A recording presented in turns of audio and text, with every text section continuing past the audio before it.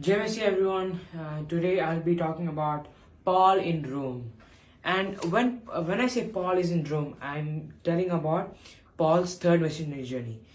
So today I'm going to talk about Paul being in Rome and Paul's fourth missionary journey. Just a bit of Paul's fourth missionary journey, like in a summary type. So when Paul was God brought Paul to Rome, and Paul was in Rome because he went to Rome as a prisoner. He started to walk in the Appian Way, which is considered as the queen of the long road in the city of Rome. As Paul was a trusted prisoner, he was kept at his house, and like one soldier was sent at his house to guard it. Okay, so Paul's residence was a rented house. Soon, now I'm going to talk about Paul, how he pleaded for his innocence.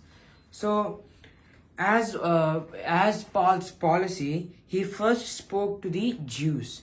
He spoke to them. He called the leaders of the Roman Jewry to meet with him because he could not go to their synagogue. When they came together, he explained his case to them. He told them that he thought he had done nothing against the Jewish people. They had delivered him into the hands of the Roman for trial. Even they did not find any fault in him and wanted to free him. However, Jews shouted against the ruling, and the apostle was compelled to appeal to Caesar. The Jewish leader wanted to hear more from Paul. Later, a good number of Jewish people gathered at his house to hear what Paul has to say. And Paul seized the opportunity and spoke about God, testifying the testimonies about God and concerning the Jesus Christ. He also quoted the law of Moses and the prophets. He proved to them that Jesus was the Christ. Some believed the message and some didn't. When Paul sensed that the gospel was again getting rejected, he quoted Isaiah chapter 6 verses 9 to 10, where the prophet was commissioned to preach the word to a people whose hearts were dull, whose ears were deaf, whose eyes were blinded. The apostle again felt that the pain of preaching the good news to those who do not want to hear it. Now as you can see over here, that when a great number of Jews gathered at his house, he sees that he never forgot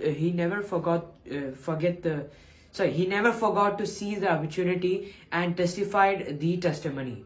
So as we can relate this to our day-to-day life, as we are going outside for work or any other purposes, we meet with some of our friends or new people around, and when we talk to them, we always find that one opportunity to speak about the word of God, to testify his testimonies, but we never do that. We can learn here from what Paul has done. He took that opportunity and spoke about God. There's a saying, never forget to seize an opportunity, right?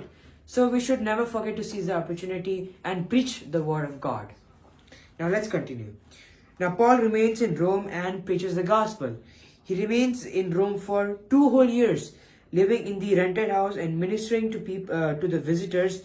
During that time, when he was ministering to the visitors and like when he had some free time, maybe he also wrote what we call as the prison epistles: Ephesians, Philippians, Colossians, and Philemon. He enjoyed a considerable amount of freedom to receive people and to preach the gospel to them. No one forbade him from continuing his ministry. It is generally believed that after 2 years in Rome, his case came before Nero, and he was released. Nero is a king of that period now. Paul's fourth missionary journey. Now, as you can see here, until now, after his Rome and all of that, he lived there for 2 years, and that was his third missionary journey. Now it ended, right? His third missionary journey ended right there. And Paul's fourth missionary journey. Now, after he was released, he set out on what has come to be known as his fourth missionary journey. Probably he lived in Colossae, Ephesus, Macedonia, Crete, Corothe, Maltius, Nicopolis, Spain, and Troas. I don't know if I spelled that wrong, but he lived in those places. This must have continued for about 4 years. It was during this time that he wrote letters to Timothy and Titus, which are known as pastoral epistles. First Timothy, Titus, and Second Timothy. Paul, and now we're going to talk about how Paul was condemned to death. Paul was arrested again for the last time in either Nicopolis or Troas in AD 66 and was brought back to Rome. This time he was in shackles and not as an honorable citizen in remand, but chained like a hardcore criminal. He was deserted by most of his friends, and he knew that the time of his death was at hand. Paul was tried in Nero's court and condemned to death. Being a Roman citizen, he was not crucified but beheaded. Tradition says that Paul's martyrdom was in AD 67. Now you guys must ask, what is this Paul's martyrdom? Now, and martyrdom means being beheaded in tradition of Rome. It was a Rome's tradition to behead the prisoners who was condemned to death. And tradition says that he was beheaded in AD 67 and was brought in court and arrested at AD 66. Now that's all for today. Paul's third missionary journey and fourth missionary journey in summary.